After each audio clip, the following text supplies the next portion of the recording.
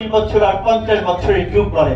আমি তো মনে করি 100 বছর যুগের ভিতরে একজন ভালো একজন নারী, কারণ এইরকম নারী পাওয়া এখনকার সময় খুবই কষ্ট। 100 বছরের ইতিহাসে যদি আপনারা ঘেটে দেখেন তাহলে দেখবেন পাওয়া কষ্ট। কেন কষ্ট? কারণ দেখা যাবে যে স্বামী যে কাজ করছে এরকমের একের পর এক নিজেরটা খেয়ে বিভিন্ন জায়গায় ঘুরে বেড়াচ্ছে আর মানুষের কল্যাণে কাজ করে যাচ্ছে। স্বামীকে এইটা ওইটা করতে করতে তাকে পিছু টেনে ধরে। আর আমার ম্যাম কি করেছে? স্যারকে উৎসাহ দিয়ে মানুষের কল্যাণে কিভাবে কাজ করা যায় সেই চেষ্টাটাই করে গিয়েছে। এই জন্য ম্যামকে স্যালুট জানাই।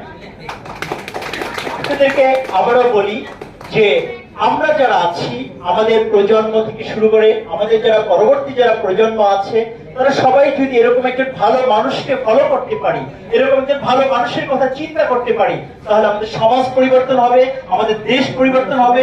আমরা পরবর্তী একটি সুন্দর জাতি পাবো, যে জাতি সুন্দর করে মাথা উঁচু করে দাঁড়িয়ে এই দেশকে নেতৃত্ব দিতে পারবে।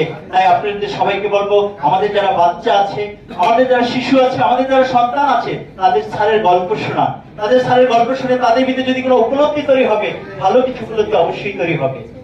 সর্বশেষ আপনাদেরকে বলবো, আপনারা আজকে হলো বৃহস্পতিবার দিন, সবারই অফিস আছে, সে অফিস রেখে তারপর এখানে চলে এসেছেন।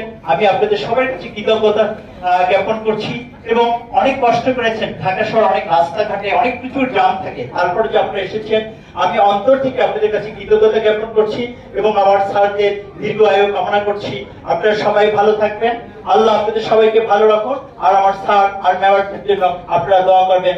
আসসালামু আলাইকুম, শুভরাত্রি।